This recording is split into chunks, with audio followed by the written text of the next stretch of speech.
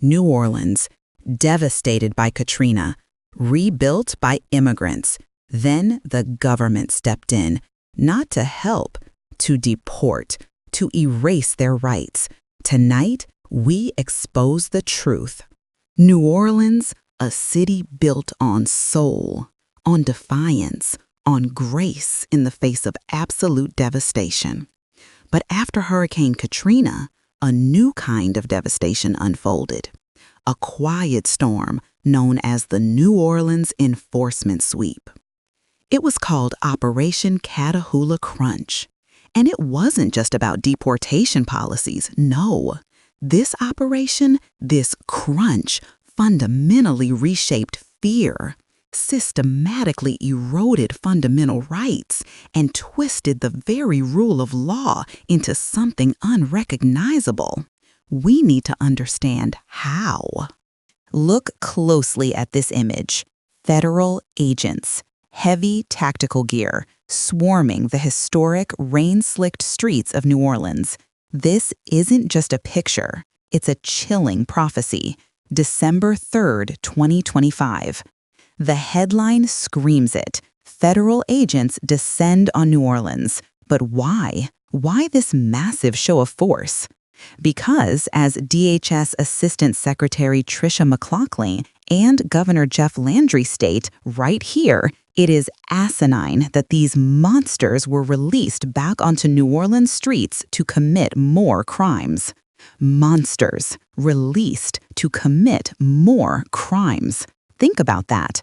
The very officials entrusted with our safety admitting their own failures, or worse, their deliberate actions.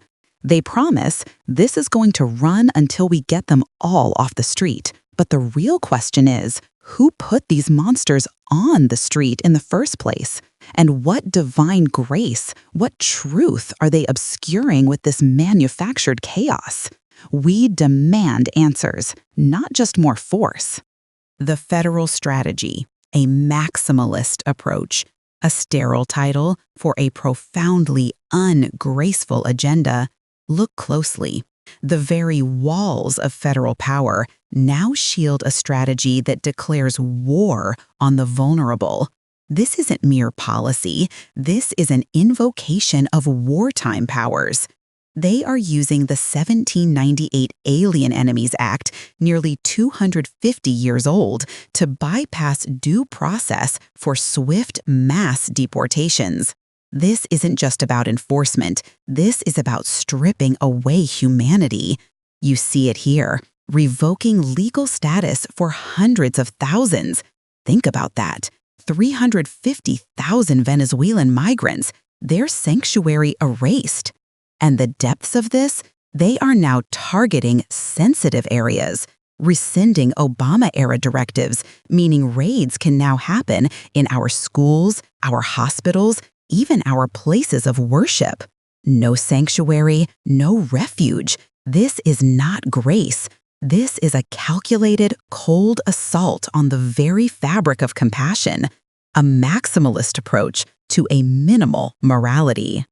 They tell you it's an isolated incident, a one-off, but look closer. This isn't an event, it's a culmination, a deliberate, escalating strategy. On this timeline, see 2017, Executive Order 1378, the net widened, not just charged, but even suspected of a crime. Think about that implication. Think about who becomes a suspect. Then 2024, a campaign promising mass deportation, a scale unseen in modern American history. The rhetoric hardens, the vision chillingly clear. And the inevitable next step, 2025, Operation Catahoula Crunch, aggressive interior sweeps in our cities, Chicago, LA, Charlotte. This is not a drill. From suspicion to mass promises to concrete action, this isn't justice. This is a manufactured crisis leading to unprecedented power. It challenges the very soul of grace, and we must recognize it. This is a 10-year-old U.S. citizen battling brain cancer, ripped from her home, deported to Mexico with her parents. This isn't some distant land. This is happening right now. Look at this image. See it? A small business shut down. Not for renovation, not for vacation, but for the safety of our staff. Because fear, raw, paralyzing fear, has become the dominant force in entire communities. This isn't a theory, it's a terrible reality. Families are torn apart. Children are punished for the status of their parents. We see it on the screen. A child with cancer, deported. This is a moral obscenity. And it gets worse. By October 2025, 20 people have died in ICE detention. The deadliest year since 2005. 20 lives. Families cry out, alleging medical neglect. Where is the grace? Where is the humanity? Businesses, like the one you see here, are shuttered. Taqueria Guerrero becomes a ghost town. Not because of the market, not because of recession, but because workers are terrified to leave their homes. Agents patrol, masked, in unmarked cars. This is America. This is what fear looks like. This is a crisis of conscience, a community paralyzed, gripped by fear. And we have to ask, what kind of nation have we become? What grace are we denying? What truth are we ignoring? A battle is raging, not with cannons, but with policy. A conflict tearing at the soul of a city known for its resilience and spirit, New Orleans.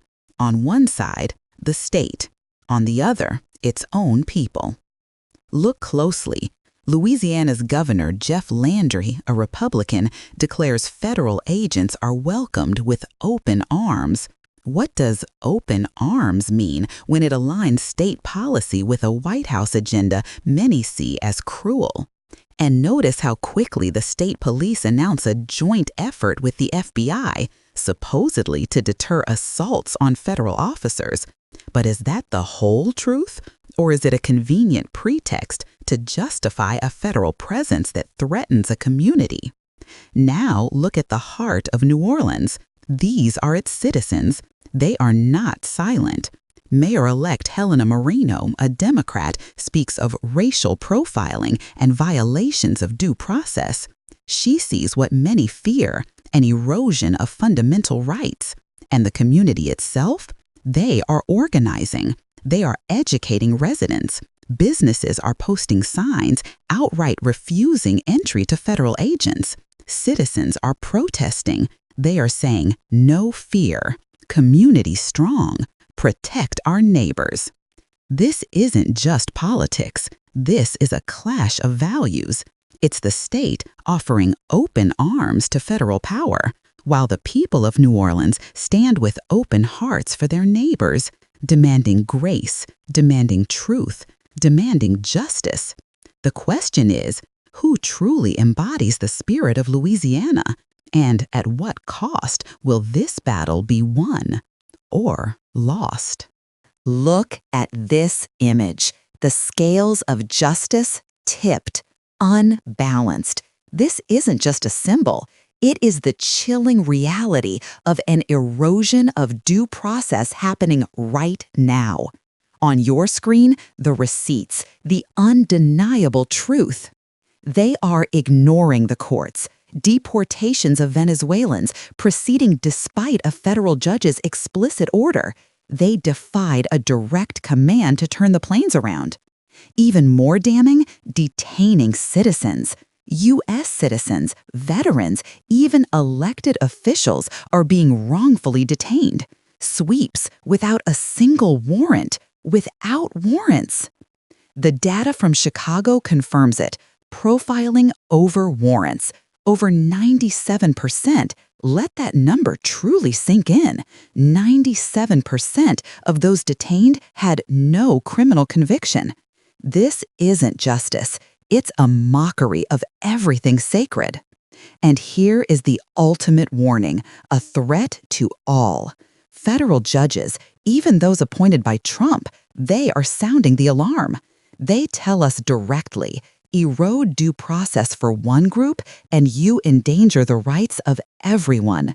This is a moral catastrophe, a betrayal of authentic grace. They want you sleeping, unaware. They want you divided, heartless. They want you blind to the truth. They feed you lies. They thrive on your apathy. But not here, not anymore. Look at these words. This isn't just a mantra. This is a battle cry for your soul. We demand you stay awake. We demand you stay compassionate. We demand you stay informed.